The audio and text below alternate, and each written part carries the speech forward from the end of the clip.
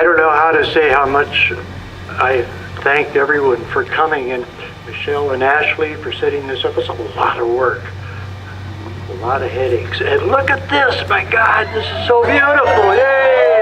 Raise a whale, raise a whale, yes.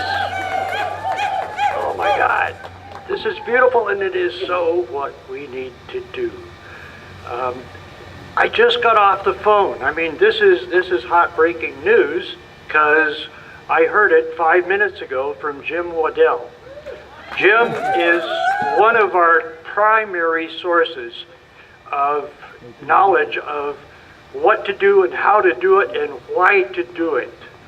He's a retired civil engineer from the Walla Walla Army Corps District. He knows those dams. He's our nuts and bolts guy. He knows exactly what needs to be done and the process to do it. And that is why he went to Washington, D.C.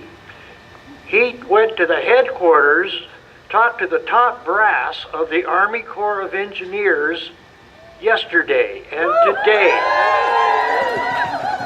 And he said it was good. They listened. They're on it. They're much more clear-eyed and based on reality in D.C. than they are in the Walla Walla district, I'm afraid. But so he went to the top, and he had some really good conversations, and they understand. But what he said was, they can't really do it without the will of the people, without this, without us, without the pressure, without the word. This is what is going to make it happen. There's so many things that need to be said to make it happen, because there's so many roadblocks that have been thrown up in the way. I'm going to start out here with some words written by a friend of mine, Steve Hawley. Steve and Michael Peterson, who are doing the film Damned to Extinction. That says it. Sums it up in 3 words. There are other documentaries, and I don't mean to slight them, but this is going to be a good one. Dear friend, before 8 monstrous dams were built on the Columbia and Snake Rivers, Chinook salmon faced a challenging journey, navigating nets and predators on their voyage to the sea and back. Still, millions of Chinook worked their way down the Snake and Columbia and their tributaries each year. They swam thousands of miles out to sea and back again, and all the while, the southern resident orcas thrived on these migrating Chinook. Where once there were millions of wild Chinook, there are now less than 10,000, and the orcas are starving by the day. The monster dams are killing fish and orcas, and worst of all, there is no real need for the 4 deadly dams on the lower Snake River. This is a point that needs to be made. No need! And now I have some other maybe breaking news for some people, and that is that J&K pods are right out there in Puget Sound right now. Right now! They're swimming as we speak and sing and drum. This is 22 members of J-Pod plus their honorary adopted orphan L87 and K-Pod. Haven't heard all the IDs, don't know if they're all there, but that could be 41 orcas are right now foraging, and they've been there, J-Pod, since November 4th. This is 15 days and counting. They're finding those chum. This is the time of year they specialize on chum, which is a burst, a short burst of chum running up the rivers. They take advantage, but they don't last long, and they're going to have to go back out and try to find some Chinook. There's so many roadblocks, so much misinformation, so many moles you got to whack over and over and over again. On September 27th, a 2-hour webinar was held by the Orca Task Force to address potentially undamming the lower Snake Rivers. On the panel were the government agency representatives, environmental and energy organizations, and other agencies. And it was just one bit of misinformation after another. They just keep on tossing them out. That's what's taken so long. It's really not that complicated, but you got to undo all this misinformation, and there's reams of it. I'm kind of inspired. Do you remember about a year ago, Emma Gonzalez in Florida, after that horrific shooting, 17 of her fellow students were killed, and she came out and talked, and she was just choking with anger and sadness, but she was eloquent. And what she said were saying the kinds of things that the NRA says, and after every one she said, "I call BS." Well, that's what we've got to do. We've got to do a lot of calling BS, because there are so many bits of BS we've got to deal with. Like, a chart was put forth by NOAA showing 15 rivers deemed to be important to southern residents, and that no single river is any more important than all the rest. I call BS. There's no data to say that. We don't know what goes on out on the West Coast. There's samples from about 5 fish that they're dealing with. And they can't say that the Columbia accounts for, maybe as much as the Skagit, I mean, they're just throwing those numbers out to confuse people. And they raised concerns that hatcheries would cease to exist, and all of the fish that all of the fishermen and commercial fishermen and even tribes and orcas depend on would suddenly disappear. Well, that won't happen. The hatcheries, the enhancements, all the restorations are because of the lack of salmon, not because of the presence of dams. The wild salmon are not going to come back immediately. It's going to take a couple of years, and like 2. But as the wild salmon come back and fill in, then you can start to cut back on the hatcheries. But there's not going to be a lack of fish because the dams come down. And NOAA claimed that the survival rate of salmon that pass through the dams is very high, like 97%. But they admitted that they can't measure what they call latent mortality, which are the smolts. They've been up in the mountains for 18 months. They come down as small fish, and they get kind of bruised up and messed up. They get delayed, and then they get dumped, and then they're in this swirl of bubbles, and then, they're all mixed up, and that happens 8 times going down to the ocean. Or they go through these huge mazes of sluices and funnels and hardware meant to try to get them down, but that's not a river. That messes them up. So the effects, the accumulated effects, by the time they get the ocean, man, they've been beaten and bruised. They don't survive all that well, but nobody can measure that. They admitted that. And they said, survival rates now are the same as if there were no dams. What? I call BS.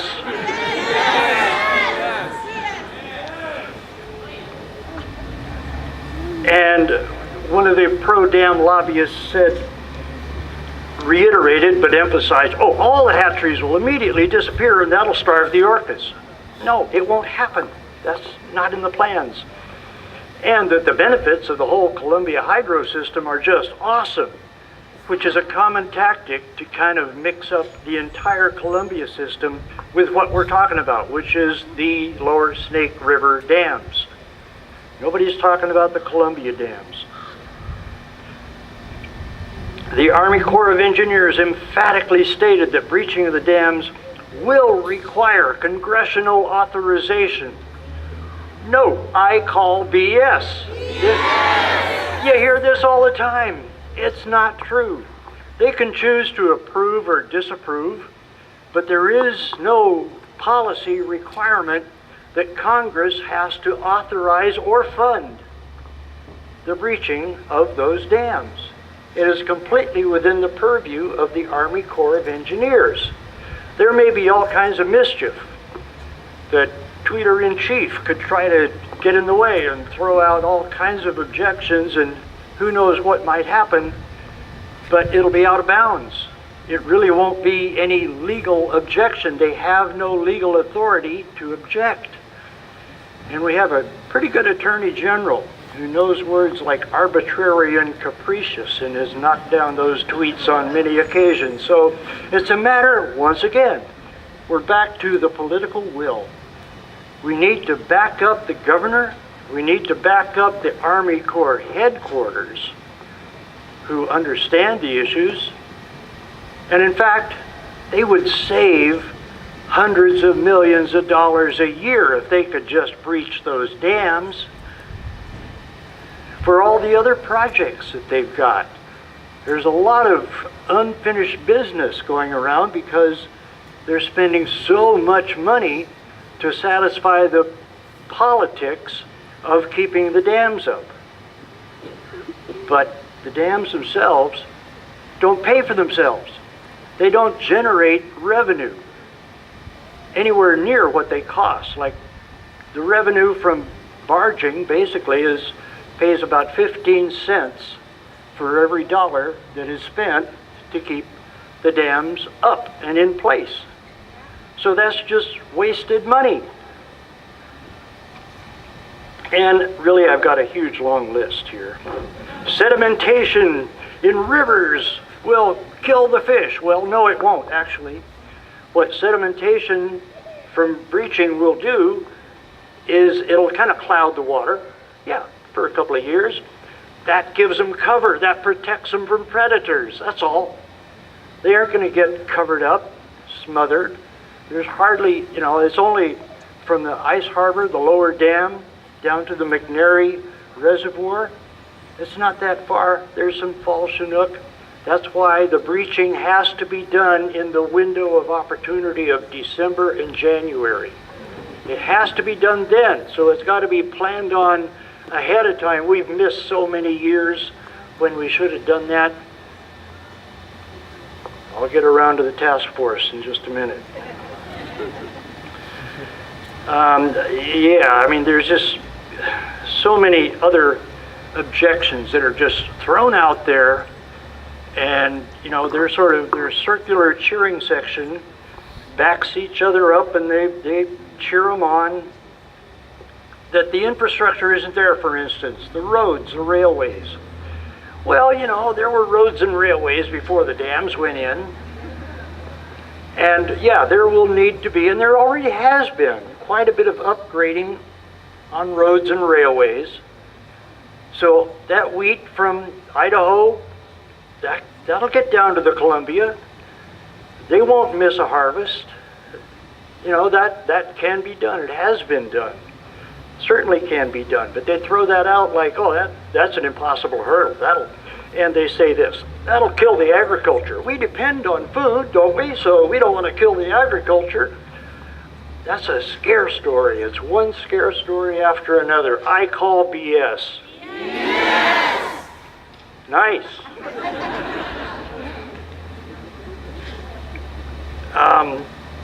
They say, emotions in eastern Washington are really high against this.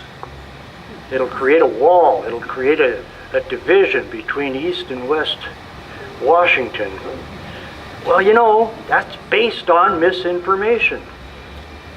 We've got to come down to what the issues really are and plan for them.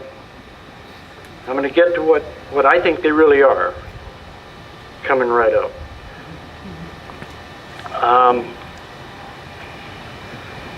And then there's the task force. And I just came from the press conference at the Seattle Aquarium, the announcement of the recommendations, which you've probably all seen them or heard them. There were no particular surprises. They were just kind of read out. You'll see it on the news. And yeah, I mean, there's some restoration that is in the recommendations, like, estuaries, and they're talking about some other dams, the Nooksack Middle Fork and the Pilchuck River dams are set to come down, and a lot of other but they lack funding. They lack legislative will to do it.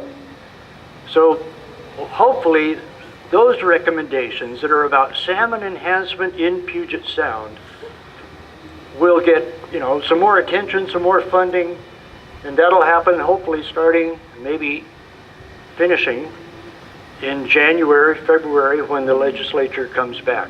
Woo! So they've got their work to do on that. So it's not all bad. It's not really new and different.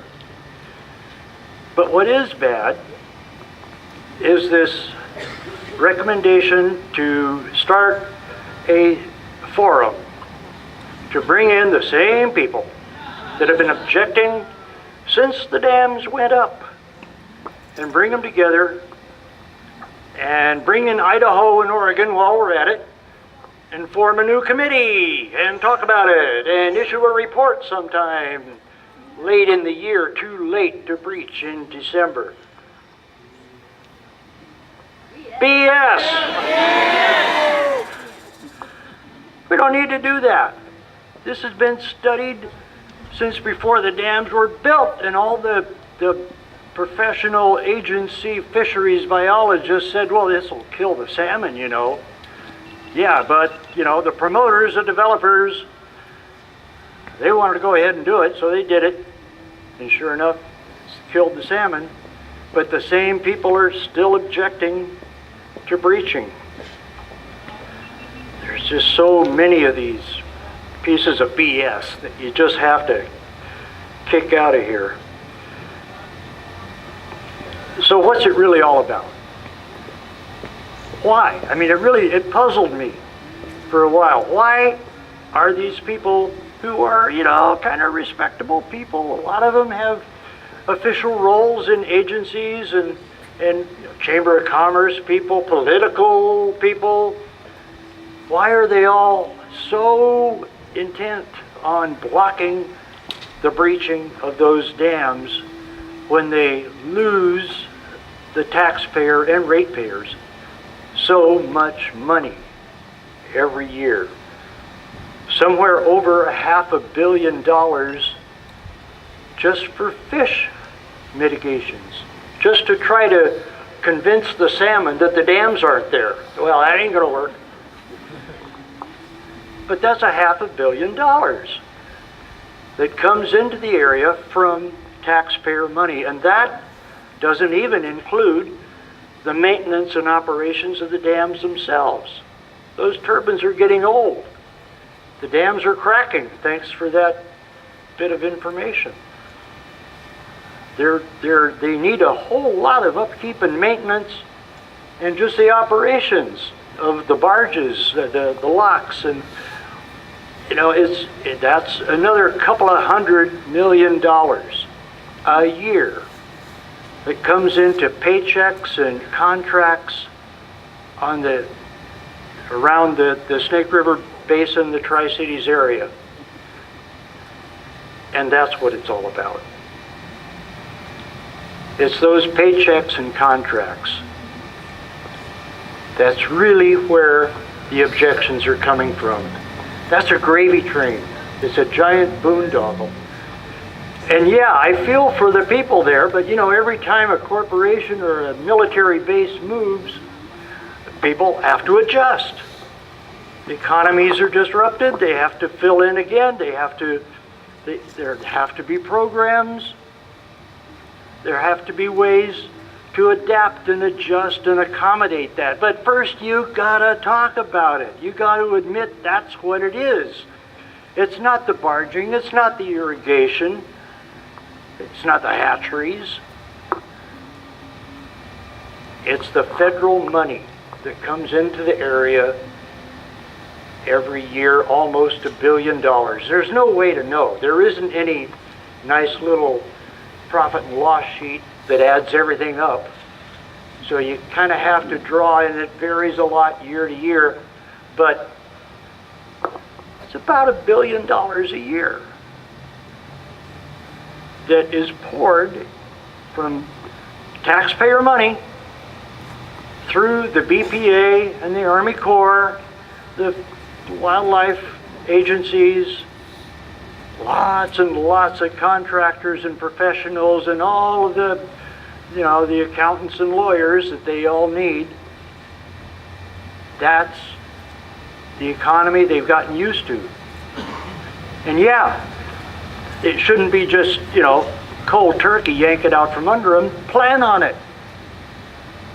So this legislature needs to face the facts and cut through the BS and look at what's really going on and inform, show some sense of reality. Thank you for the cheering section. And start planning ahead. Start planning to do this. Like now. It's so late.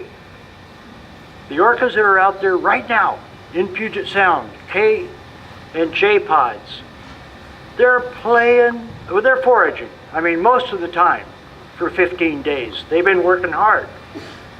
Pretty much most of every day.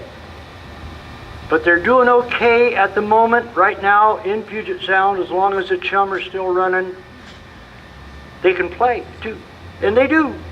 Southern residents are not like transients. They play a lot. And they're in big bunches, big families. They breach. They slap their tails. They do all kinds of crazy antics. They spy hop to look around. They're so much fun. You should hear what Linda Mapes said. Linda Mapes, environmental reporter for the Seattle Times, got out on a NOAA boat yesterday. And here's what she said. She sent this out to her email list or her text list that anybody can get on. Out with NOAA scientists all day, keeping our eyes on J and K pods, at least 40 whales in all, right here in central Puget Sound off Vashon Island. It's so magical. This is, your hard-nosed environmental reporter, Linda Mapes. It's so magical to see them all, tail slapping, breaching, playing, so wondrously alive. That's what we're losing. That's what the dams are killing. And I just want to end with just a little vision for you of how easy it really is to take down those dams. And this is all written up in the 2002 Army Corps of Engineers Environmental Impact Statement under alternative number 4, breach the dams. Breach the dams! Breach the dams! Breach the damn dam! And here's how it's done. You get a couple of D8s, some bulldozers. You get them out there on that landfill that's on the side of all 4 of those dams. You drop the water first to about 60 feet below the top. You notch those dams using, some heavy equipment that you rent from, the rental tractor. And you notch the dams and you back off the equipment and sit back and watch, and the river will do the work. You let the river fill up, pour down over all those earthen berms. They'll clean them out slowly and gradually. No flood, no rush, no mortalities, no danger. Just a river that becomes free again. And the salmon that live there that can live again. Okay, thank you very much. Thank you very much.